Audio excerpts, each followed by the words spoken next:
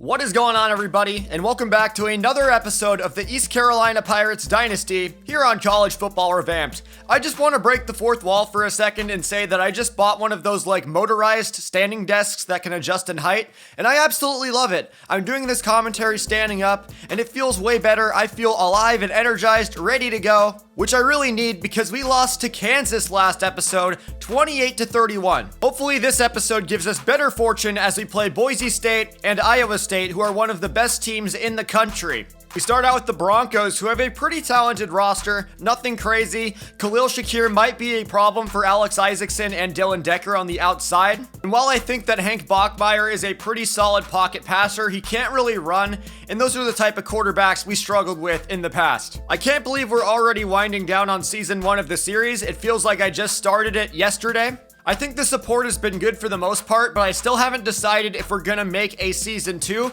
so try to convince me otherwise. Hit 100 likes on this video, keep that support strong, and I'll go ahead and announce season number 2 of the series. For now, however, I think we have some business still at home, Dowdy-Ficklin Stadium, for the second consecutive week. Of course, the Jayhawks came to town, and honestly, we're just looking for our first home win of the season.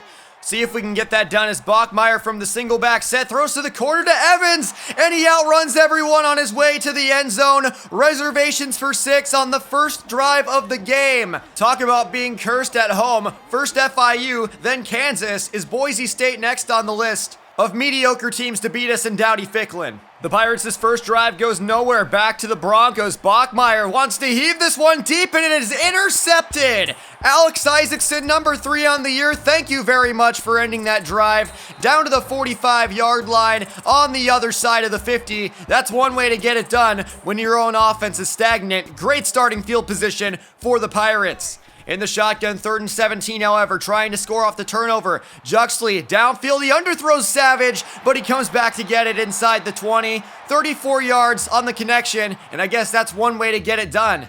2nd and goal from the gun, Juxley, hands inside Pringle, bounces off tackles, and they tie this game up just like that. You blink and leave Pringle pushing people into the end zone. The Pirates with the ball back late in the first quarter. 3rd and 9, Juxley rolls right side, outrunning a defender, stops, throws to Barry, who makes a catch in traffic, and somehow picks up a first down that effectively extends the Pirates' drive. Single back 2 tight end set, Juxley takes a snap, rolls out to his right side, he can just take off, plenty of green in front of him on the sideline, and he's out of bounds right around the Bronco 40-yard line. 3rd down and 8 a few plays later. Early second quarter, Juxley from the bunch set, throws quick dots, and he gets a block from Bird. Off to the races down the sideline and shoved out of bounds inside the 10. A 33-yard dot to DeMarcus Dotson. 2nd down and goal from the pistol, Juxley. Read option right side, keeps it himself. Stiff arms 1 and 2, how about that? Juxley lets 2 defenders eat their home turf. Get off me, he says, right on his way to a highlight reel rushing touchdown. 14 unanswered for the Pirates. How will the Broncos respond with 5:36 to go in the half? Bachmeier stands in the pocket, floats one to the outside, and it's intercepted.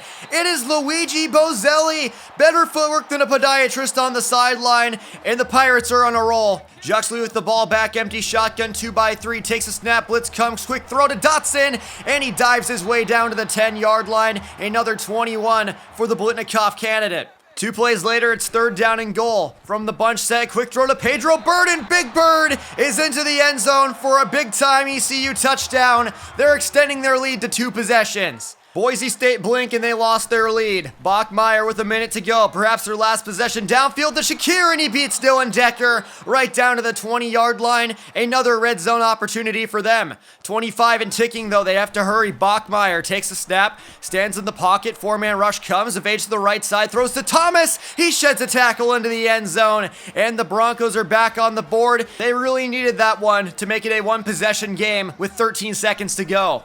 Juxley 1st down and 10, trying to get something going to Dotson, 17 yards out to the 45-yard line. They might have something going. Bunch set yet again, Juxley quick throw back to Dotson, he gets a block from Bird, racing down the sideline to the 30, and they bring on Luca De Jesus in a big 2-play drive. He drills a 47-yarder, and the score is 24-14, ECU at the half. It is once again a 2-possession game. Aside from giving up a late touchdown, that was one of the most complete halves of football we've seen the Pirates play, and they've been rewarded with a 2-possession lead over the rival Boise State Broncos. I'm interested to see if they can keep that momentum going into the second half. Meanwhile, Taj Scary Berry takes his one out to the 30, a burst of speed to the 50, and down on the other side of the 45. That'll certainly help, 56 yards. Third down and 11 for Juxley, trying to convert off of it, however, throws to Bird. He already has a touchdown. He will add another first down reception to it.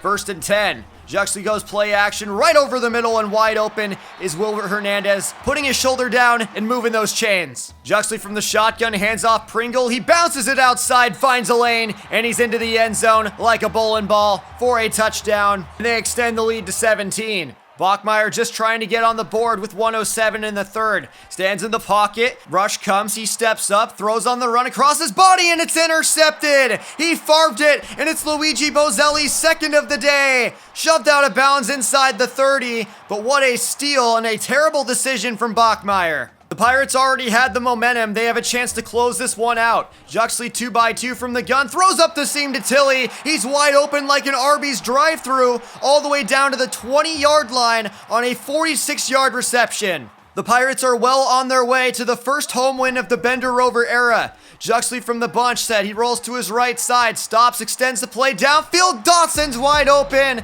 for the score. It's 34 yards, and that is the absolute dagger in this one. These Pirates are stingy, and DeMarcus Dotson is their treasure. They win this one by 4 possessions. Cooper Juxley has the best game of his career, just under 300 yards, 3 total touchdowns. One of those scores was a rushing score that was so disrespectful, I didn't know if I could show the replay to it. Oh my goodness. But what a great day to be an East Carolina Pirate. So, you know, the usual, we got off to a bit of a slow start. Cooper Juxley did miss some throws, but once he got into a rhythm, everything was fine. Plus, the 3 touchdowns on the ground really helped us carry the weight. DeMarcus Dotson, a great 5-reception, 130-yard day with a touchdown. Also great to see Pedro Bird haul in one as well. While Luigi Boselli had 2 interceptions, it was a great day for the whole defense, holding Boise State to 14 points. None of those came in the second half. What a complete win.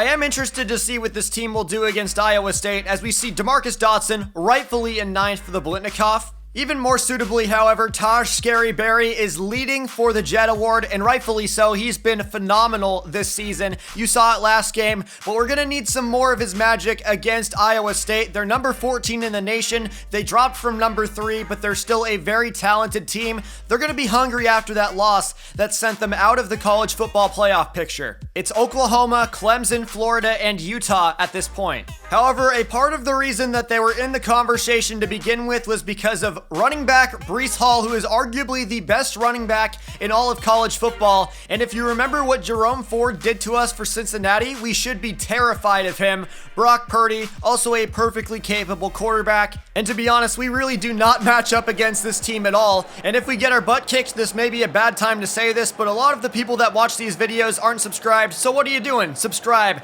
It is a chilly day in Dowdy Ficklin. We're literally vaping out clouds, but the Pirates are faced with an early third down. This could set the tone for the game. Juxley, quick throw underneath the Pringle, accelerating slowly, but he puts his head down, uses that power, and gets 10. When speed doesn't win, use your power. 2nd and 7, they feed it back to Pringle. He cuts to the left side and moves the chains yet again. It's encouraging to see him falling forward against a physical Iowa State defense as they go from the pistol. Cooper Juxley, read option right side. They love this play. He takes a big shot, but has 11 and protects the football. That's all that matters. Your body's not important, Cooper.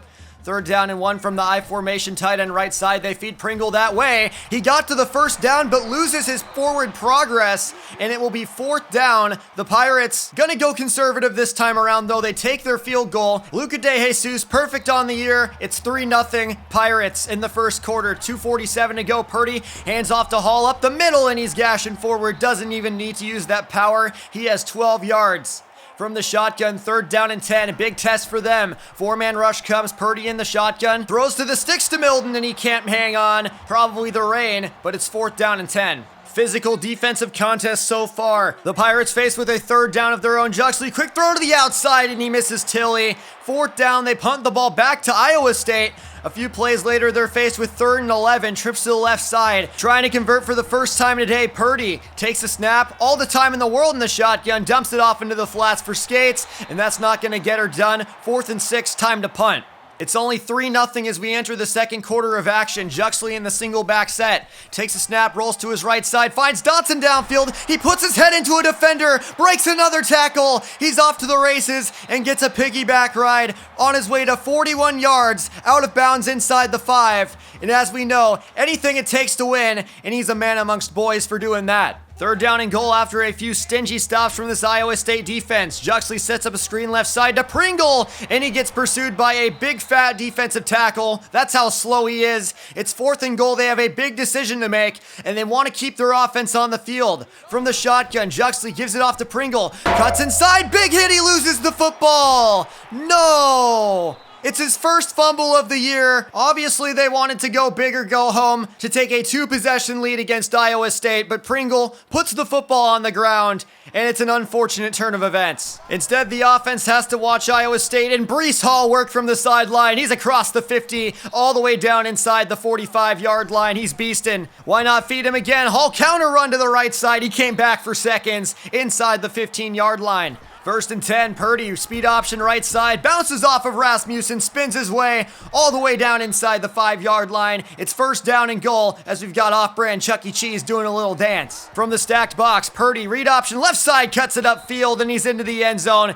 Easy touchdown for the Cyclones. A couple drives go stagnant as they punt with 25 seconds to go. Back to Taj Scary Berry. Takes this one to the middle, cuts left side, races a defender to the corner, to the 50, makes another man miss, and he's all the way down to the 30-yard line. 14 seconds for ECU to potentially get in the end zone, as we saw against Boise State before the half.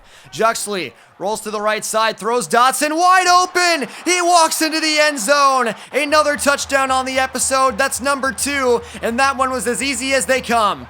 8 seconds to go. ECU retakes the lead, and they'll go into halftime with a 3-point lead. Nothing gets me going like some Big 12 action. Iowa State down 3, faced with 3rd and 4. In motion comes a receiver. Purdy draws back. Pressure comes over the middle, and Kohler makes the catch down to the 45-yard line. 15 yards, and they keep the momentum on their side. Fresh set of downs. Purdy from the gun, trips to the right side, throws downfield to Hutchinson, and he makes the catch about 10 yards downfield. Gets away and tack on 15 with the face mask. They have a red zone opportunity. 3rd down and 1. Purdy flips left side to Breece Hall. He walks in for an easy touchdown. They stack the box. They flip left side to Hall instead, as Iowa State retaking the lead early on in the second half of play. Taj Berry looks to change that, though. Down across the 45 to the 50 and out of bounds near the other 45-yard line. Just give him the jet already. 2x2 from the shotgun. Pringle in the backfield right side. Juxley on 3rd down. Snaps, goes over the middle. He has Berry and airmails it just a little too far. And it's 4th down. They have to punt the ball back in Iowa State, driving on them with 2:45 in the 3rd.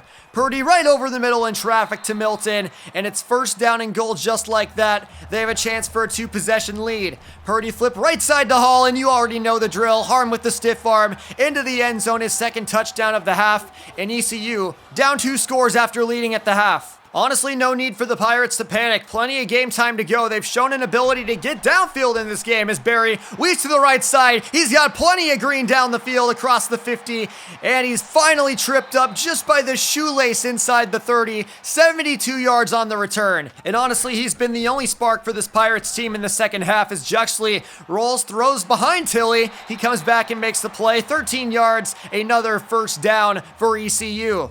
Split backfield, play action to Weedy's blitz, comes watch out, and Juxley gets spun down. A loss of 8 yards, and unfortunately, that drive would not go anywhere. 1st down for Iowa State from the shotgun. Hall in the backfield right side. Purdy trying to close this one out off his back foot, and is it intercepted? It is. Abdul Hutton at his knees snags this one away and gives the ECU offense another chance. They are just managing to stay alive in this one. 3rd down and 17. Juxley throws in the vicinity of Dotson, but nowhere near Dotson. as it's 4th down. When Juxley misses throws like that, they lose. Nothing else to it as Purdy gives it off to Hall, trying to chew this clock down, and he bounces outside, all the way inside the ECU 40-yard line. Hall is over 150 on the day. He's their closer, and on 2nd down and 2, power run right side, he's their finisher. I barely know her though, as with under 5 minutes to go, it's a big time lead for Iowa State, and all that ECU can attempt to do is pad the stats as Juxley rolls out and does exactly that. DeMarcus Dotson getting ahead in that Biletnikoff race. Give him his 2nd on the day, 3rd on the episode. He's electric. He went toe-to-toe with these Iowa State defenders. He picks up touchdown number 2, while the rest of his team, besides Taj Berry, literally took a number 2 today. The Pirates are back down to 500, and it's been really hard to know exactly where this team stands, and honestly, at this point, I think they're just a middle-of-the-pack Big 12 team. They've knocked off the likes of Kansas State and Boise State, in honestly such a dominant fashion that you think there's more to this team. You think they'll have a chance when they face bigger competition. Then they faced off against the Cincinnatis, and this time against the Cyclones, and honestly, they just get their cheeks clapped harder than a honeymoon. I mean, pardon the vulgar reference, but I don't know how to put it other than that when Breece Hall goes 25 for 204 and 4 scores. The last running back to do that against us was Jerome Ford, and while this was not exactly that dominant, the numbers don't lie, and the final score certainly doesn't lie. With the team of seniors, we are no better than a middle-of-the-pack team, which is really concerning going into next year, given how many players we have graduating. We may be 1 game away from bowl eligibility, but you have to remember that we're going to be heavily relying on our true freshmen next year, and their development could very well determine the progression of this series. If I choose to continue it, remember, 100 likes. I think there's a very good chance of bowl eligibility. We just can't lay an egg against SMU and Marshall, and given the way this team plays on a week-to-week basis, it's hard to tell what's going to happen. I'm really looking forward to that episode next week, but for now, remember that a simple click of the like button goes a long way to helping me produce more high-quality content and helps the channel out a ton. If you're new, remember to subscribe and leave your feedback on the series down in the comments section below. This has been yet another episode of my East Carolina Pirates Dynasty on College Football Revamped. My name is Jack. I'll see you next time.